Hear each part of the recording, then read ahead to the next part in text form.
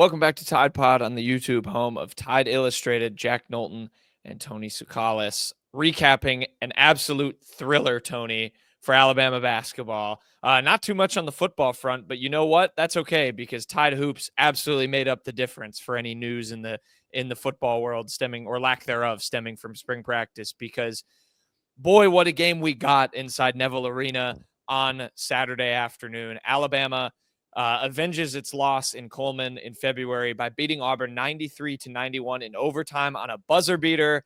Mark Sears putting on the cape, playing hero for Alabama in a game where he was pretty quiet compared to what he had been, at least in the last 5-6 games for Alabama. Only 9 points, but obviously had the two big ones. Also chipped in with 7 assists, which led the team. He was still had a productive afternoon, but what an amazing game. First of all, Tony, I'll just start there, like with your reaction to it, because that was one of the best basketball games I've probably watched in person. I'm glad. Yes, before we get on that, I'm glad this validates my favorite Mark Sears statistic that I brought up to Nate Oats a couple games ago, where Alabama is undefeated when Mark Sears gets 7 or more assists. He had 7. They are now 10-0 in his 3 seasons when he had 7 or more assists. But I think the story of the game is not his 7 assists. It's definitely that last shot. I mean, that capped off, like you said, probably one of the best. I mean, that was one of the best basketball games I've seen in a while. Really, at any level. I mean, it was back and forth. There's a lot of things that you can take from this game from an Alabama perspective that, outside of just winning, there's several times where, I kind of thought an old Alabama team might have, or, just an earlier this season, maybe even Alabama team would have folded. When Auburn went up by 5 in the second half, I turned to you at that when I said, "Oh, this is gonna get bad really fast for Alabama," and they weathered the storm. And there was like 2 or 3 times, Jack, when that happened, where Alabama really kind of snipped the fuse, if you will, inside of Neville Arena. Because Neville Arena was ready to explode that whole game. And yes, there was loud moments, but I think Alabama did a great job of taking the crowd out of the game and not letting things get bad. I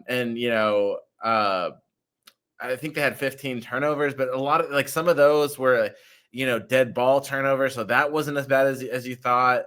I thought that they won the battle on the boards. I think that helped. And they did a lot of the things that, Alabama basketball that Nate Oats says that you need to do to win. They didn't hit free throws. I'll say that still needs some work. But neither did Auburn, thankfully. Yeah, but neither did Auburn. Yeah, right, exactly. And so they hustled. They played good defense. They withstood a lot of the storms. And it's tough. This Auburn team was trying to win the game. That's something that Nate Oats brought up. Yes, it's a meaningless game. That did not feel like a meaningless game on both sides. Both, Auburn really wanted to win. Denver Jones played the entire game. The only Auburn starter that didn't play 30-plus minutes was Chad Baker-Mazar, who got thrown out for a flagrant 2 where he, basically he elbowed Chris Youngblood in the back of the head twice, not once, but twice on one play. He got thrown out of the game. That ended up really hurting Auburn. And it was a classic game. You had the Janai Broome 3 to tie it up right before the Mark Sears floater to win it. You really had everything you wanted, but it's a game that Auburn really wanted to win, and Alabama kind of ruined their little party. They were going to cut down the nets. They had this orange and blue confetti. You saw some of it on the ground. I don't know, maybe if you saw it, because we get to see kind of in the tunnel and stuff. They were ready to shoot off orange and blue confetti and cut down the nets, and they didn't do any of that. And so yes, they're the champions, but they didn't get to celebrate it the way that they wanted to. I think that's kind of a little sweet thing for Alabama to hold on to. And look, if Alabama plays like this, they can make a little run of their own. I think that, you got March, the March version of Grant Nelson back. He was huge. I think he had 23 and 8. I mean, it's just everything you wanted from an Alabama perspective in that game. It was pretty epic. It's almost like the only hard thing I could say about it from an Alabama perspective is how do you top that in the SEC tournament? But I think, hopefully from the Alabama perspective that they can build on a lot of that and maybe even take it to another level from there. I enjoyed the interaction between Nate Oats and Mark Sears where Nate said he didn't think he drew up a very good play, which is interesting because, we go back to that Tennessee game, just a week earlier where it was obvious he didn't draw up a right play and then didn't execute anything from there where, Tennessee was kind of denying the ball. Mark Sears wasn't able to come get it from LeBaron and Philon.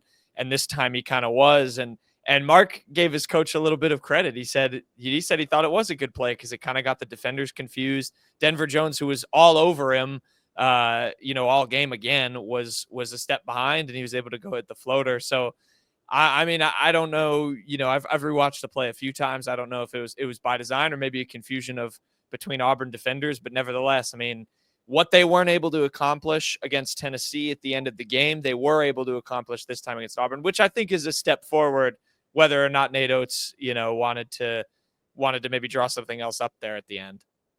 Yeah, I thought the play was fine. The couple in front of us, at Neville Arena, the media is basically just right behind the last row of fans. Couple in front of us certainly wanted a moving screen on Grant Nelson. I I heard the arguments in front of us from a very passionate Auburn fan. I thought it was a fine play. I thought Mark described it well, where he kind of caught them switching, and then he was able to open it up. And Mark likes shooting on that left hand, so you got him an open look. I think maybe from a Nate Oats perspective, did he want to draw up a mid-range shot for the win? That doesn't seem very Nate Oatsy. Maybe that's not the way he had it played out in his head. But I thought it worked. I thought, some of the late game execution still needs some work, but they did hit, as bad as Alabama was at free throws, I feel like they hit their late free throws pretty well. 4-4 in overtime. 4-4 in overtime. And then didn't they hit some at the end of Yep. I feel like they hit some at the end of regulation. Like when it counted, they did hit their free throws. I thought that was big. There were times too, and it's all kind of a blur right now, but there were times too where I think Nate Oats called timeouts to kind of stop things and stop the bleeding. That that was one of the things that a lot of times he just kind of lets it ride and lets his team play. And I think after I think it was the when Auburn got out to the five. Alabama had been on a 15-2. It was a 15-3 run. Auburn then scored 5 straight in transition. Nate called timeout. Right, with a couple of dunks, and and I think and then Auburn actually got up at one point, and then Nate, he called the timeout, and a lot of times Nate just kind of lets that ride, and that turns into an 8-point lead or a 10-point lead. And I'm not sure Alabama could have withstood that kind of momentum switch. So getting his team to kind of stop the bleeding, I thought, whether it's late game timeouts are crucial. Sometimes, that's kind of the joke on Nate Oats, is that he treats his timeouts like, they're his own kids or something. He was able to make some of those timeout calls. And I think that he was able to, fix a lot of the things too in those timeouts. So I think, the overall execution, a lot of the flaws that this team had in that, buzzer beating loss to Tennessee a week ago, they fixed in this game. And I think that's really encouraging to see. I think this is like the ultimate redemption game from that. It's like they were rewarded with a buzzer beater of their own because they were able to fix all these flaws that they had against the Volunteers. So, yeah. For sure. Yeah, for sure. I think, there's still room for improvement. Like you said, I mean, there was the end of half possession where, Mark was kind of stuck being just absolutely hounded by Jones, and it ended in a block shot that fired the Auburn crowd up. And I sort of wondered the KD Johnson, you remember from a year ago, when Nicole locked him up in this basically the same thing. And I think that's really what got Auburn fans so riled up is like, oh, here it goes again. Alabama just can't do this. Yeah, and that was, it got him fired up. I had wondered, does that carry over? And it actually did to start the second half too. Auburn kind of got going a little bit early, but then you're right, Alabama kind of withstood it and just kept doing that whenever Auburn tried to make a run and get the crowd in it, get that explosive pop out of Neville that, they could have just ran with. And so, yeah, I think, a lot of credit goes to Alabama for that execution. I thought the other thing too was the presence in the paint and the rebounding. You talk about improvement from the last 2 games. Thought end of game situation, they improved from Tennessee. They had a much better presence in the paint than they did against Florida. Won the rebounding battle 41-33. Had I think it was 18 second chance points, 52 points in the paint. And credit to Nate Oats. He said after the Florida game that defensively in the paint, a lot of things weren't actually on the rim protection. It was getting through, screens and pick and roll stuff that was just kind of getting his bigs in bad spots. I thought that was a lot better. And then you look offensively, and some of these guys that just stepped up, you talk about Sears only getting 9 points.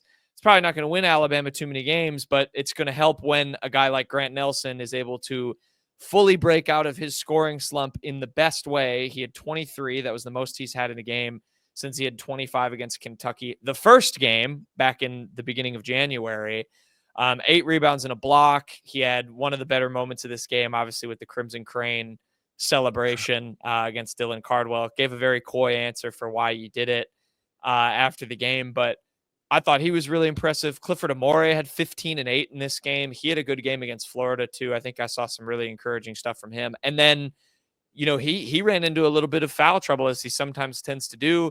And I thought Aiden Sherrell really stepped up off the bench, the freshman center, 8.7 rebounds and a block in his minutes. Won the hard hat award. He won the hard hat award as well. So I thought the bigs, their minutes were really impressive. Obviously, Nelson kind of takes the cake scoring wise, but you talk about improvements from the last couple games to Saturday. I thought that the paint presence overall, led by Nelson, was pretty spectacular. Yeah, I liked the way that Nelson kind of was able to drive. It kind of reminded me of the Kentucky game, but also, I think you got his confidence back. And look, he was 3 of 6 from beyond the arc. He's a guy that didn't hit a 3 in I think his last 6 games before that. So first making 6 games for him to go 3 of 6, and he wasn't even shooting. I think it was his first make in 6 games, but I think he was only 0 for 6 in that span. It's not like he was shooting a lot of them. I think he was passing up some of those shots because the Grant Nelson that we had seen. It's so nice to see him do the Crimson Crane, and it's not necessarily because yes, it riled up Auburn. It was a great momentum shift and all of that. But we had been seeing Grant Nelson play like with a shell of his as a shell of himself in terms of confidence. And he was a guy that kind of got his swagger back. And I think in the past maybe he passes up some of those 3-point shots just because he doesn't believe in himself. And so he's not going to shoot 50% from beyond the arc. That's not him, but he can hit some of those big shots. And I thought that, that was just a product of the way he was playing. Nate Oats loves to talk about that where, losing yourself in the game. It sounds so cliche, but that is something that he did, and I think that led to that offensive production. But yeah, I mean, look, Aiden Sherrell keeps on getting better and better and better to the point where, Cliff had a good game too, and Cliff, talk about losing yourself in the game. I thought Cliff took his, he played with, you used to say angry Chuck for Charles Bediako. We got angry Cliff. We got the most animated I've ever seen him. Yeah, I mean, he was not just throwing down dunks. He was throwing down dunks with authority. He was really into this one, and he played really hard. I think he had 3 offensive boards. He had 3 offensive boards as part of his 8 rebounds. But then, I mean, Aiden Sherrell is you're not really seeing that much of a drop now when you take Cliff off the court, which is crazy to say. I mean, because Aiden's a freshman big, and we've said, it's going to take some time for him to kind of live up to his potential. I think that he probably even has a higher ceiling than Cliff, but, you're not really expecting that year one. But now, I mean, heading into the tournament, heading into the postseason play, Aiden Sherrell is really starting to play like the McDonald's All-American he is. And you're not, I mean, I think, as exciting as he is, yes, Cliff, at his best right now is a better player, but you're not seeing that drop off. And I think you're starting to see Nate be more comfortable with giving Aiden Sherrell, a lot of minutes. How many minutes did he have in this game? I'd have to go back and look. 20 minutes, I agree. 16 minutes. 60 minutes, yeah. Steven said 20 minutes, but I think you could have played him more than 16. He warranted maybe more than 16. So I've loved what I've seen from Aiden Sherrell. And especially on a day where Mo Diabate wasn't necessarily a game changer per se. I think that it was big to have a guy like Aiden Sherrell step up instead. As long as one of those guys can step up off the bench as your secondary kind of O-board or, offensive complementary big guy, low post guy. I think that's going to win you a lot of games. And having that second option in Aiden Sherrell that can actually be a game changer now. Look, he won the Hard Hat Award, like I said. That is such an added weapon for Alabama. Well, and I wrote about this kind of midweek and just posed the question of, can he have a game that Mohamed Diabate had in postseason play? Obviously, Diabate, kind of burst onto the scene for everybody when he had those, whatever it was, 9 points in 5 minutes against Grand Canyon, had a bunch of rebounds, kind of won them that game. I wondered if Aiden Sherrell could kind of do the same thing. And I think, what Auburn showed is the answer is probably yes, just because of the way he can score, the threat he is from outside. And I agree with you. I think we started to see it against Florida, and, Nate, whether he, wanted to or not, with Cliff in foul trouble, he turned to Aiden Sherrell and said, you got to play some big minutes for us here. And I thought he stepped up in a big way for sure. And what I really liked in this game in particular from, what, in terms of an adjustment from the first game against Auburn to this one, is whether it was Sherrell, whether it was Cliff, and whether it was Grant, and even Stevenson, I think, defended Janai one-on-one a couple of times. I like that they let those guys go against Janai one-on-one. Yes, he scored a bucket load of points, but I think the way Janai Broome really hurts teams is with his creation. When you try and send double teams to limit him scoring in the paint, he finds those outside shooters so fast. I thought one thing Alabama did really well was just kind of let him get his, we'll defend him one-on-one straight up. We'll take whatever win we can get when he misses shots, but we're not sending help because we're not leaving a three-point shooter wide open.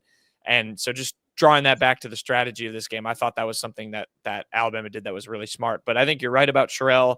I think he can absolutely help this team in a big way in the postseason. I mean, he's going to have to continue to do so. Who knows if, we'll see what happens with Darian Reed, another freshman, in terms of how that impacts the rotation. But yeah, I think he's more than capable of changing a game with how he plays. And look, the Mo Diabate, you could argue that it happened at the end of the first half for him. I mean, like that Mo Diabate boost is not always going to happen in the last minute. I thought it was very important that Alabama held on to the lead heading into the half.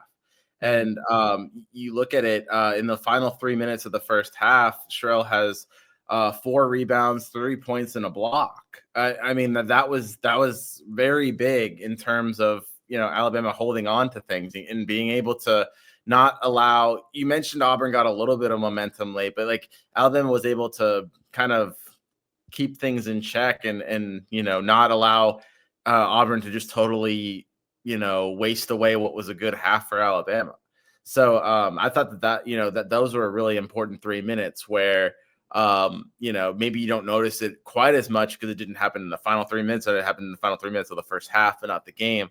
But that was a huge high impact moment. And so if you can have those during the games, that's big. It doesn't always have to be the hero at the end. There's key moments in every game where if you can have a guy like him or Mo or Jaron played some really good defense, and I'm not a huge Jaron guy, but I know he had that bonehead turnover late that almost proved really costly for Alabama. But I thought Jaron had a good game. So if you have those moments from people, whether it's 4 minutes in the middle of the second half where you really need those 4 minutes, I mean, you just get enough of those spurts, those game-winning spurts. Those can be really big for Alabama.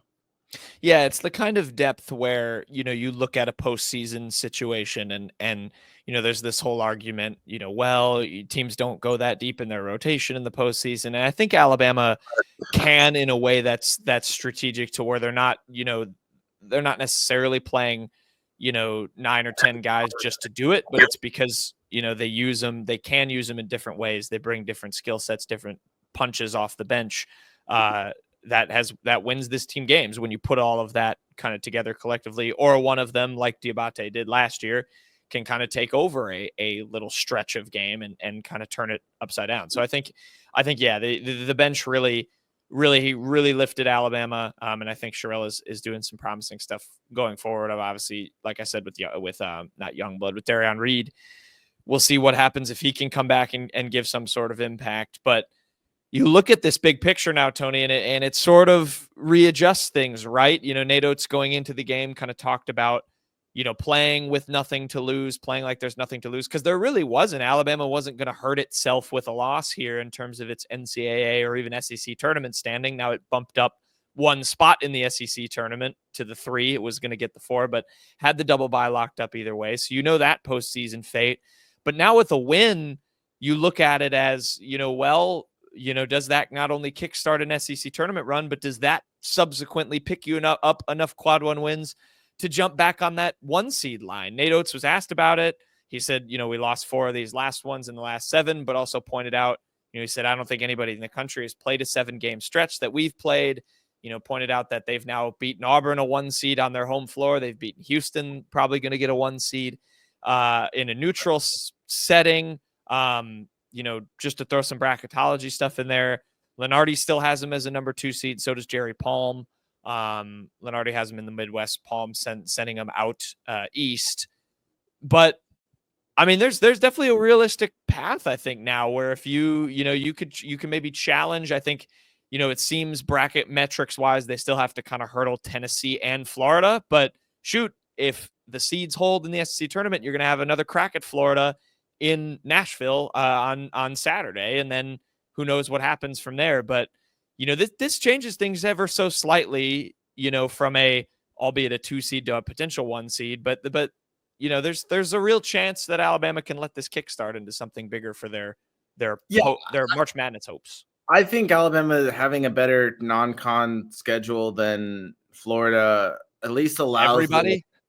Well, yeah, everybody. But, I think when you're battling with Florida, like the way the bracket in the SEC tournament aligns, they could be playing on Saturday. And that could, it'd have to really come down to the committee, but that could end up being a number 1 seed play-in area, like, to see who gets the number 1 seed, a winner take all kind of game. Good CFP analogy for it, right?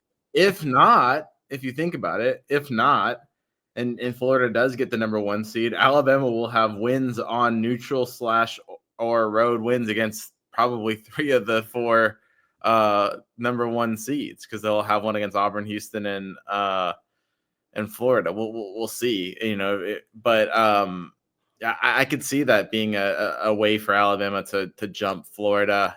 That'd be tough. I really don't know. Here's the thing too. It's like, I mean, do you want to be, and this is, I don't know, this is maybe I haven't really thought about this, but do you want to be a number 1 and be sent out west, or do you want to be a number 2 and play in the, whatever, I guess the Midwest or the East? Like, is it really that much better to be a number 1 if you're going to play all out west? I don't know. That's a question maybe for you. I don't know. What do you think? I think if you could play your way onto the 1 line, you do it. I don't think, location is important for fans and for us folk who have to make the journey out to cover those games, and that could be tough. But I think, you look statistically just how much better your path is to a Final Four as a 1 seed. Obviously, Alabama, it's tough with them specifically because you look back just at 2023, they only made it to the Sweet 16, went to the Final Four as a 4 seed. I get it, and the tournament's crazy, but you just look numbers wise, and there are there are going to be some tough 8-9 matchups, not to get too nitty gritty into looking at the brackets, but there will be some tough teams they have to play in that second round. But the overall path is just so much easier when you are the 1. But I agree with you, and Nate Oats said it too. Being a 2 isn't going to be that bad either. And yeah, maybe it's a little added bonus. You get that close locale travel wise. But when you look at the 3s that Alabama is going to eventually have to play, it's I don't think they're that much different than the 4s they'll have to play at the 1. So yeah, it's you're sort of like comparing apples to apples at a certain point. But I think the thing that you have to look at with this, going back to the Auburn game, is, how this kickstarts a team. And you look at, Nate Oats talked about last year, they're sort of a week ahead of their progress in refinding their momentum. They weren't able to do it until after the SEC tournament last year. And look what that turned into. Now you go, shoot, there's no reason to doubt Alabama from potentially putting a trophy in their cabinet and winning that tournament. We talked about this, and this is all superstition, because I'm not asking you as Nate Oats. I'm not even Okay. asking you to make sense. Take my Nate Oats hat off. Yeah, I'm not even saying like what should you say. Do you want to win this tournament if you're Alabama? So my theory with anybody, and I say this for Auburn too, and this is good because we're going to end picking the SEC tournament, which I thought we should do, given this will be the last show before it officially starts. My view when I pick brackets, I get very nervous about Power 5 conference teams that win their conference tournaments, and that is only because and sometimes look at UConn. Sometimes they just go on a dominant run, they win all the way through. I think sometimes whether it's a late regular season loss. Alabama's taken a couple of them, or whether it's just getting knocked off your pedestal in the SEC tournament or in your conference tournament, I think that can sometimes be a good thing in terms of a little bit of a reset. I think sometimes you can win and get a little too high after that, and then it can kind of fold in the NCAA tournament. That's my view as a superstitious bracket picker. I agree. The only thing I guess I could say from an Alabama perspective is you kind of already had that humbling, right, recently. But it's one of those things I've heard people say that I've heard people approach this a bunch of different ways. Obviously, you don't want to go there and lose without winning anything. That'd be kind of a bust, especially after getting a bye, And then, I've heard people say well, I want to win 2 games, but then not win it because for the thing you said, look, so you want to make it to the final of the SEC tournament championship and lose? No, you don't. The other I think factor specifically with Alabama is we've talked, and Nate Oats has talked all year long about guys getting their legs under them. You think about, they're going to have 5 days off until their first SEC tournament game, which I think is good for them. But then, if you play all the way to Sunday, I get you have, there is a more time off thing there. You go back to college football. The 16th seed, you should be able to kind of almost rest your team during that, and then you're playing it. I wouldn't necessarily be worried about there goes your thing again. So if you are worried about just getting your legs underneath you, then really all you want to do is win one and then exactly. And then lose on Saturday. I said that to say, and you're throwing away the number 1 seed because you're probably losing to Florida, and there's no way you're going to get the number 1 seed. So there's so many different ways to look at it that you might as well just try to win this thing because either that or just you really don't care about it and you lose to Florida. But I think the worst case is going to Sunday and losing. I mean, I don't think losing in your SEC championship game, that's not the wake. I'd rather just win than have that fake wake up call, I guess. You know what I'm saying? That's why I threw that in there, the quote unquote rest thing in there too, to where the way I view it is sometimes just win 1 game and then lose in the next round. You didn't reach the final. You weren't playing on the max amount of days. But I think this is go for it. Yeah. Right. This is the outside noise, right? That Nate Oats said, all the players are going to be seeing everyone speculate on what they should do in the SEC tournament. It's the thing you got to keep out. You want to go win, just win, baby. That's the easiest mantra to say. And Alabama's going to have a fair shot at it. And I think that's a good transition. Real quick, I just want to throw this stat in there. We talk about improvement. I saw this and was looking into. So since Alabama lost to Missouri back in February, they are 22nd in the country in adjusted defensive efficiency in the week since. Auburn in that same span is 81st. So some struggles on the defensive end for the Auburn play in that span that they have the 2 losses to A&M. They have a couple of close wins. I think they had the loss to Florida, I believe, after that. And the stats for defensive efficiency? Yep.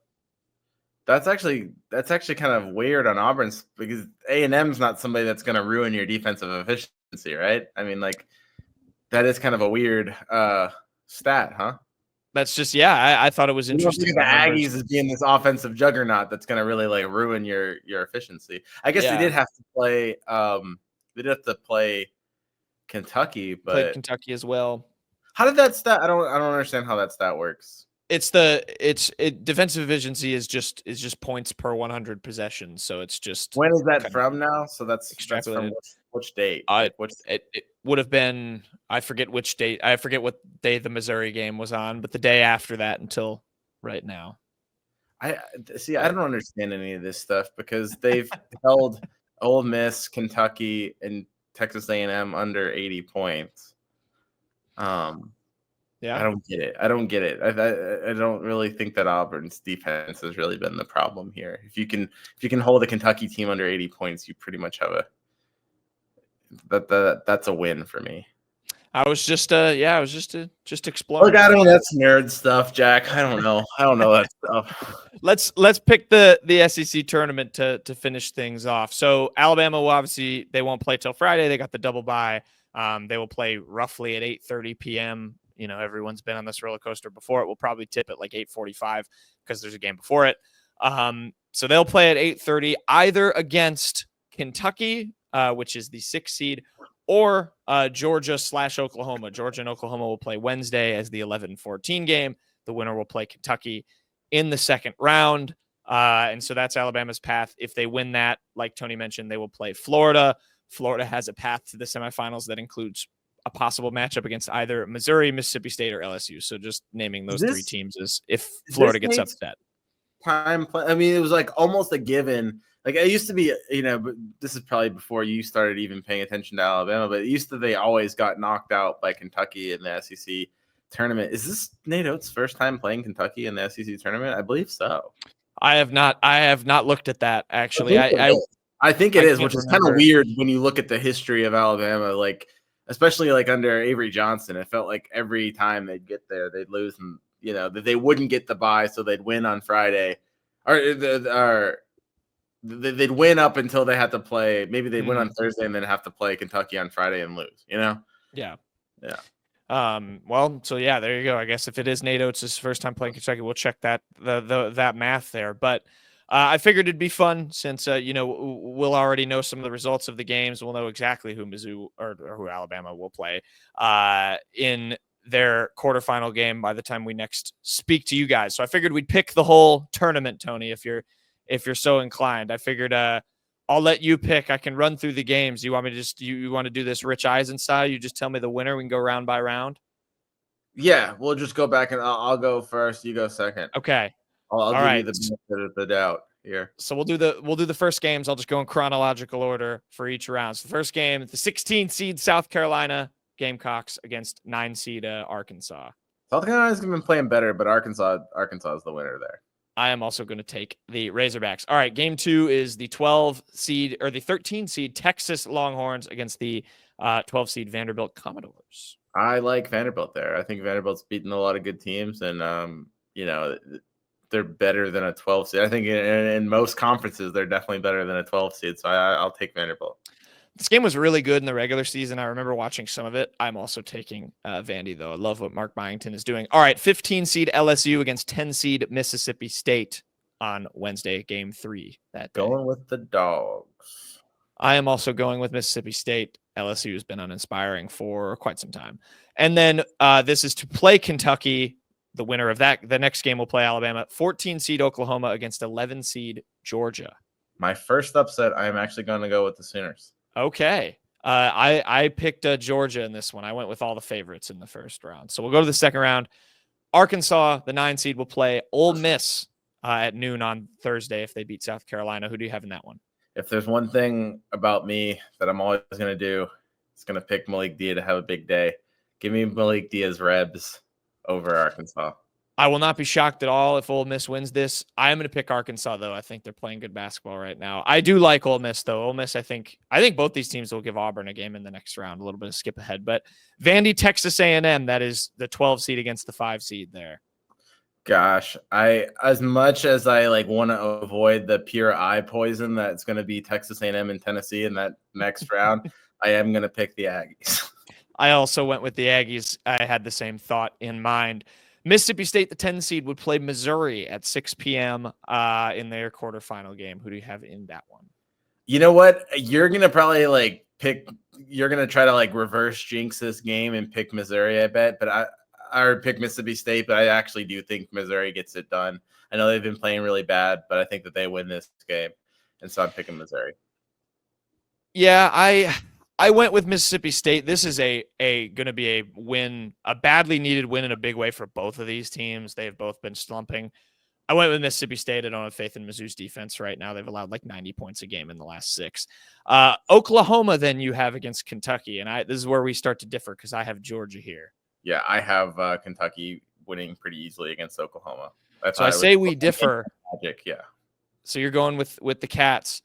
I say we differ because I'm actually going with Georgia to win 2 games. I have them beating Kentucky in this one and playing Alabama on Friday. Georgia, my fun fact, I also looked since that Alabama-Missouri game, that was just the start date I was looking at, is 12th in Torvik overall. They have won 4 straight games. I think they're playing really good basketball right now. I'm going to pick that upset. All right, quarterfinals. You have Ole Miss against Auburn. I have Arkansas against Auburn. I assume we both have the same winner in that. In those games.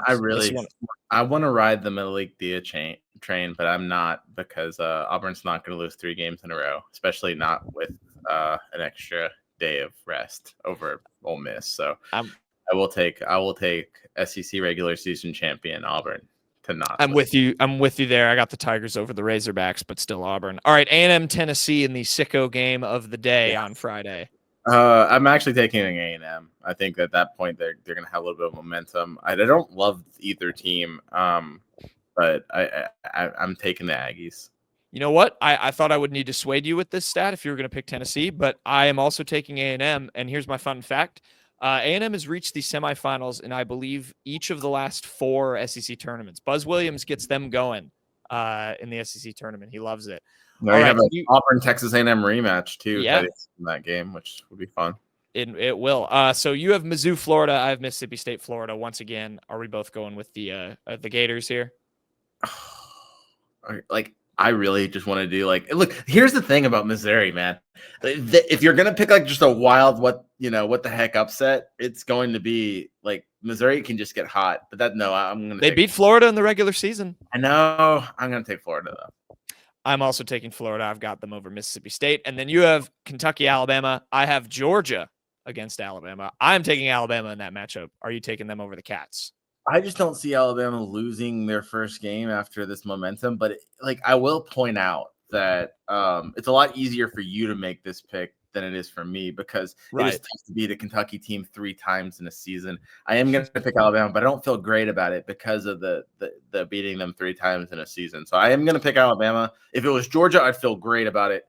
Although I do think that it will be Kentucky that they're playing. I'll pick Alabama. I'm following your logic there. Right? It is tough to beat the same team 3 times. All right, so we both have the same semifinals.